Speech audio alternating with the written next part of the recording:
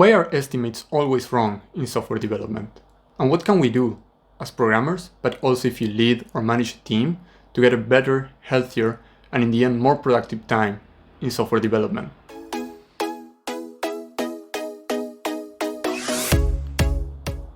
Hi, I'm Pablo Rodriguez Mansi, and today we'll be talking about 7 reasons why estimates are always wrong in software development and 4 things that you could do for yourself and your team to get better at it, but also to reduce the pain that comes associated with estimating software.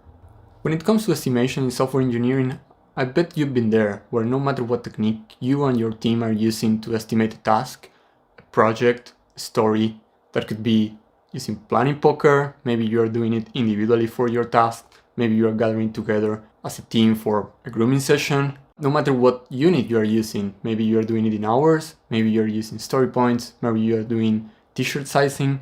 At the end of the day, those estimates always seem to be off. And that's not a problem per se, but because usually the estimations are wrong, that means that the project gets delayed, and then management and senior management start to question and to get anxious about it, and all that pressure in the end goes down into the engineers, and you feel the pain. So it's important that we understand why this happens and what we can do to avoid the associated problems that come with it. So the first reason estimates are always wrong is purely due to the nature of software engineering work. This is not like being in a factory where you are performing always the same process over and over again, and that process could potentially be perfectly well defined, and then you can use information from the past where you know how long it took to perform that task to your advantage in the future, and you can use that to estimate your entire production ahead. Unfortunately, software development does not work that way. Software development is not a repeatable process. That means that although we get more experience over time, and we think we know what we are doing, at the end of the day, each task, each story, it's unique in its own way. You will be presented with new challenges that you don't know in advance, and those challenges will come with extra time that you need to solve them. And because you don't know what challenges you will face in each of your own tasks, that means that it's really hard to estimate them. The second reason is incomplete information. Think about how estimations are done. You're not even close to writing the software yet. You're usually asked to estimate a story that just has a description. Sometimes it may even be a one-liner description. And although there are some formats that can help you to ensure that you have the required information, like writing user stories, writing a good acceptance criteria, in my experience, there is not much time allocated to ensure that those are good. And even if the initial story looks good, usually even the person who wrote that story will struggle to answer the most basic questions about it. So that means that every story requires an initial phase of investigation for you to collect those missing pieces of information that you need to write the software for that story. And when you do so, you may find that the complexity of the task is completely different to what you thought in the beginning when you estimated it. That brings us to the third reason, and it is collaboration. Software development is not a purely individual job.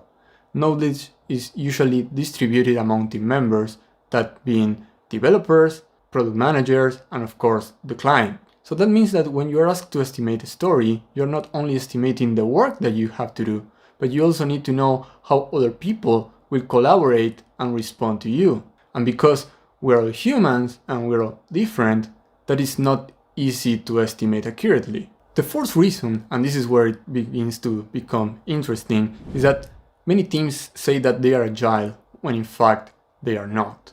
So we've known for a long time now that for some cases, agile development could be much better than waterfall. But although people know this, they really don't understand it. They don't understand what being agile is, and they don't understand why agile could be better than waterfall. So agile requires a completely different video, but the point that I want to make here related to estimates is that although many teams say that they are agile and they are applying some kind of framework like Scrum or Kanban, some managers or product owners are still expecting estimates that could be translated into hours, and then they can fit that into a Gantt chart and present it to senior management to predict when the project is going to be completed. And to be honest, that's not agile, that's waterfall. The fifth reason is lack of accountability.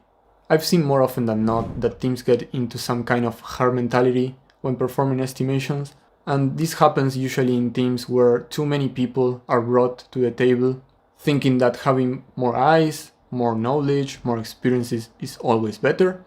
But in the end, the estimation is performed as kind of voting or consensus mechanism by all these people, and this happens usually even before a task is assigned to someone to work and be accountable and responsible for it. This is bad for two reasons. The first one is that we're all different and we write software differently.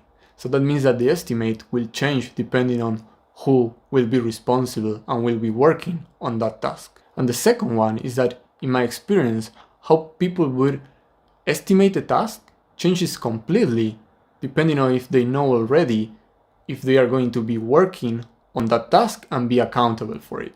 The sixth reason is that an estimate is not a product. Having an estimate for a task has no value on its own. Saying that something will take 3 or 5 story points will have no impact on the actual time that it will take to complete the story. And if it has, believe me, you have a completely different problem that won't be solved through your estimation. But some people don't get this. And as a consequence, in my experience, they start to get competitive when performing the estimation. That will usually bring the estimations down artificially. And what could be even worse, and this usually comes from a senior or someone who has been in the team for a long time, that will start jumping into estimates of other people, saying things like, oh, do you think that it will take you like 5 story points for that? Because I think it's more like a 2 or 3. And that's very harmful in multiple ways.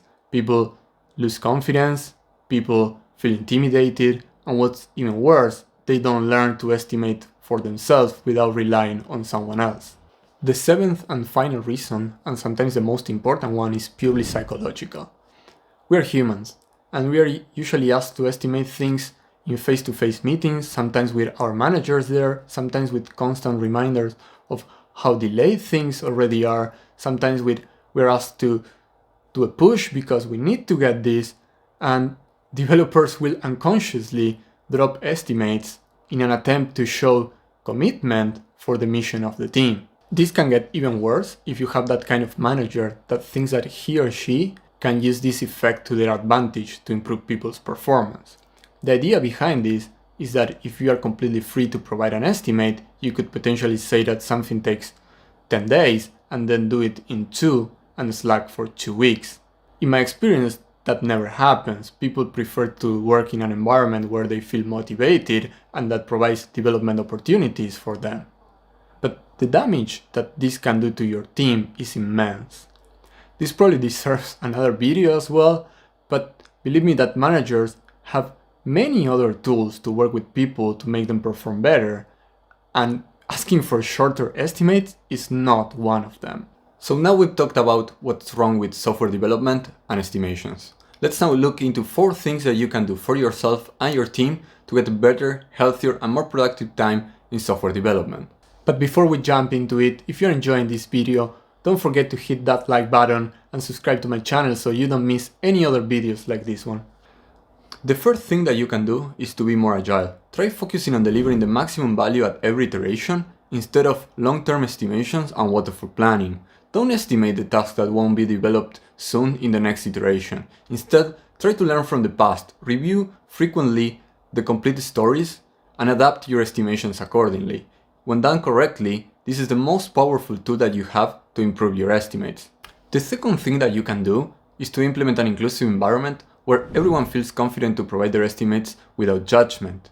If you're a senior, don't challenge other team members' estimates even if you think that they are doing a huge mistake, because the damage that you'll be doing to your team long term is much bigger. If you're a developer, be strong enough to keep your estimates unbiased. Remember that you don't get any extra points for the estimate, it's the work that you do that matters. And if you're a manager, don't punish or reward your team according to the estimates that they provide. The third thing that you can do is to be accountable for your own work. When you're accountable for your work, that means that you're responsible for the outcome of a project or task, and that at the same time you will enjoy the rewards of it. Chances are that you will feel more committed to it and your estimate will be better. Also, seek other people's opinions when you need them, but disregard them when you don't. Avoid the herd mentality and don't get pressure from others when you need to provide an estimate. And the last thing that you can do is to stop using estimates altogether.